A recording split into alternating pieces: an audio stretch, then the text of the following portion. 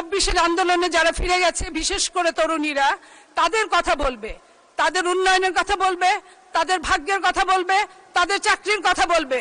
কিন্তু আমরা অবাকভাবে দেখেছি তারা এসব কিছুই বলে নাই। একমাত্র তাদের একটাই কথা, গণভোট। এই ছাড়া তারা আর কিছুই বলতে শিখে নাই।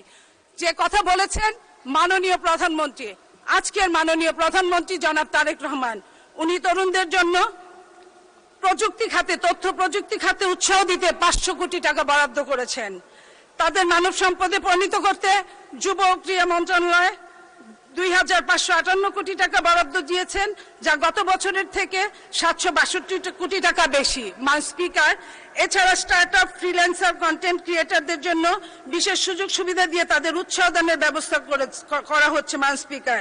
এবং 9 বছরের জন্য আগামী ভ্যাট প্রথা তুলে দেওয়া হয়েছে তরুণদের এই স্টার্টআপের মান স্পিকার।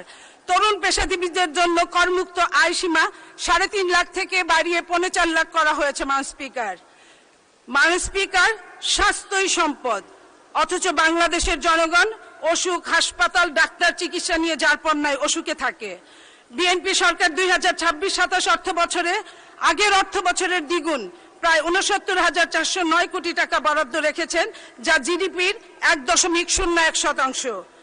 মান স্পিকার, স্বাস্থ্য খাতে সার্বজনীন ও ন্যায়সঙ্গত স্বাস্থ্যসেবা নিশ্চিত করা, চিকিৎসা কেন্দ্রিক ব্যবস্থা থেকে প্রতিরোধ কেন্দ্রিক ব্যবস্থা রূপান্তর করা, গ্রামীণ প্রান্তিক জনগোষ্ঠীর কাছে স্বাস্থ্যসেবা পৌঁছে দেওয়া, মাতৃ ও শিশু স্বাস্থ্য, পুষ্টি ও টিকাদান কর্মসূচি জোরদার করা এই বাজেটের লক্ষ্য। মান স্পিকার, 1 লক্ষ স্বাস্থ্যকর্মী ও 5,000 চিকিৎসক এই 1 বছরে নিয়োগ দেওয়ার উদ্যোগ নেওয়া হয়েছে মান স্পিকার, যার 80% নারী।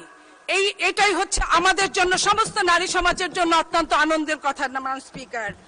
মান স্পিকার, একটি দেশের স্বাধীনতা সার্বভৌমত্ব রক্ষার জন্য চাই চৌকস, দক্ষ, সাহসী ও সুশিক্ষিত বাহিনী। বর্তমান বিশ্বায়নের যুগে শত্রুর মোকাবেলা করে মাতৃভূমিকে রক্ষা করতে হলে উন্নত যুদ্ধের সরঞ্জাম আর তার প্রতিরক্ষা খাতে বড় অর্থ বরাদ্দ দেওয়া একান্তই দরকার। আমাদের মাননীয় অর্থমন্ত্রী এই খাতে 42,291 কোটি টাকা বরাদ্দ করেছে। মাননীয় স্পিকার, বিএনপির জনবান্ধব বাজেটের দিকে লক্ষ্য। ধন্যবাদ মাননীয় সদস্য। আচ্ছা, আর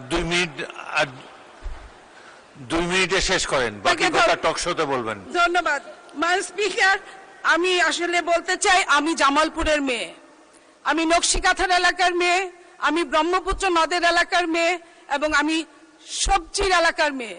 অথচ আপনি জানেন মান স্পিকার, আমাদের যখন মৌসুম আসে তখন সবজি উৎপাদন যা হয় সেটা রক্ষণাবেক্ষণ করতে পারি না। আপনার মাধ্যমে আমি চাই আজকের অর্থমন্ত্রী উনি যেন হিমাগার তৈরির ব্যবস্থা করেন আমাদের এলাকায়, যেটা সারা বাংলাদেশে পরবর্তীতে কাজে লাগবে। মান স্পিকার, আমি আর একটু কথা বলতে চাই, সেটা হচ্ছে গত মহান জাতীয় সংসদে আপনার একজন মুক্তিযোদ্ধা নিয়ে কিছু কথা বলেছিল, আমি সেই কথা বলতে চাই।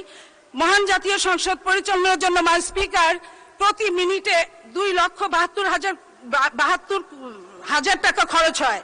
এখানে বিরোধী দল আলোচনা করে পর্দা, বালিশ, মেশিন, মাইক্রোওয়েভ এইসব আলোচনা করে এবং আরো আলোচনা করে কার বাবা দাদা মুক্তিযুদ্ধে শহীদ হয়েছে। আমি আপনার মাধ্যমে বলতে চাই মান স্পিকার, যিনি সংসদ সদস্য বলেছেন উনার বাবা মুক্তিযুদ্ধে শহীদ হয়েছেন, অথচ উনার জন্ম হয়েছে 1981 সালে, 10 বছর পরে জন্ম হয়েছে। আমি আপনার মাধ্যমে জানতে চাই, মায়ের গর্ভে থাকা ভ্রূণ কি 10 বছর কারো পেটে থাকে? মাননীয় স্পিকার, আমি শুধু এই কথাটা বলতে চাই, মুক্তিযোদ্ধাই যে হতে হবে সংসদ সদস্য হওয়ার জন্য এটা কোনো কথা না। সংসদ সদস্য হওয়ার জন্য জনগণের জন্য কাজ করলেই হয়। সেইখানে এই মহান জাতীয় সংসদে অসত্য কথা বলার কোনো জায়গা থাকতে পারে না মান স্পিকার। তাই আমি বলছি, আগামীতে আপনারা মুক্তিযোদ্ধা হন, মুক্তিযুদ্ধের জন্য জীবন দিয়ে দেন, আমাদের দুঃখ নাই, কিন্তু এইভাবে অসম ভুলভাল আপনারা বলবেন না মান স্পিকার। আমি জামালপুরের নকশিকাথার কথা একটু বলতে চাই।